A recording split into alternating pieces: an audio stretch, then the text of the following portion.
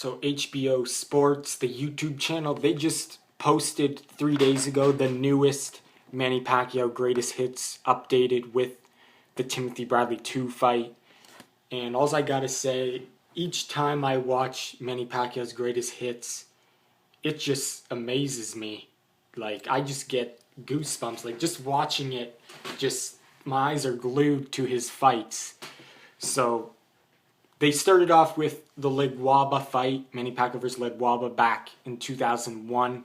His professional boxing debut in the U.S. was against him, and we all know what happened there. He knocked Legwaba out, a dangerous opponent at the time.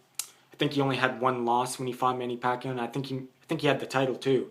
But and then it just went on from Barrera to Eric Morales 2 to Eric Morales 3 to Juan Manuel Marquez to Juan Manuel Marquez 2 to Oscar De La Hoya to Ricky Hannon to Miguel Cotto to Antonio Margarito. Just great to watch. Man, this is why Manny Pacquiao is my favorite fighter ever. And when you watch these fights, you noticed at the lighter weights, he is more relentless. And like but even at the I noticed there was a big, when I was watching this, because I've watched it so many times. I said that wrong. Not that he was more relentless, but it seems he was very aggressive. But it seemed once the Oscar De La Hoya fight, it seemed Manny Pacquiao kind of changed a bit from his previous fights. Like, I think before that he faced Marquez 2 and stuff. He was still very aggressive and wasn't thinking about skill as much, you could say. But in the Oscar De La Hoya's fight, his approach was totally different. It's like he reinvented. Like, it's like his skill level went through the roof after the De La Hoya fight, it seemed. Like, he just really improved. And I think that training camp was probably one of the best training camps for Manny Pacquiao, because Freddie Roach knew he would have to really increase Manny's skill level to beat Oscar De La Hoya. And you've seen it, the technical ability and the skill level. Not just Manny Pacquiao in that fight, his power, his speed, his aggressiveness, he already had that, and he had skill. He was learning to use the right hand, and we've seen that in the Eric Morales 2 fight. Once he figured out how to use that right hand, he just became a really super elite fighter. But in the Oscar De La Hoya fight, that's when I noticed a very change in skill. His skill level just went way up there. And then another thing that stood out, I thought to myself, when he had those first fights at the heavier weights, he was still looking very lean and defined like he was at the lower weights. But I think the problem was, since he's looked like, in his last fights, he looks like his body's like starting to it's starting to relax at the welterweight. And maybe that was kind of maybe a bad thing, because then I kind of heard something Freddie Roach said. For Manny to stay at welterweight, he needs to eat more than he wants to. He needs to eat like 5 meals a day. He needs to eat for the sake of eating. And I noticed that because at the start, when he started moving up these weights, his body was still thinking, yeah, I'm still very light, but like it was still like his body wasn't used to holding that weight for the welterweight. But as he stayed at welterweight, it seemed that he was his body got used to it, eating a lot of meals to keep that weight, but that wasn't his natural weight. So it was kind of making him sluggish and slowing him down. But another thing that I noticed is the Marquez 4 fight is just when Marquez landed that first knockdown that he got on Pacquiao out of all the fights. I can't even remember the last time Manny Pacquiao got knocked down, actually, before that Marquez 4 fight. like you got to go way back to when he was fighting in the Philippines, I think. So it was a huge shock when he got dropped in that fourth fight.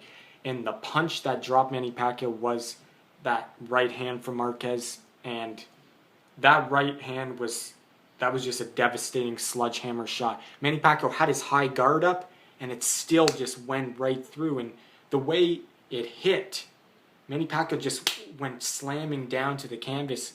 Because Marquez, if you looked at the slow-mo replay, Marquez he put everything into that. Like, if you got hit with that, like right here, I think anyone would have been out. Because that was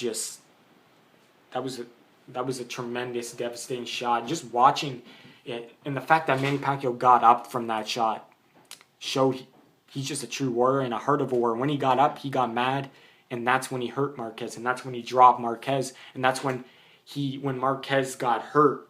I think it was a hook. I think it was maybe a right hand from, I forget what it was. It was it's when he wobbled Marquez's legs.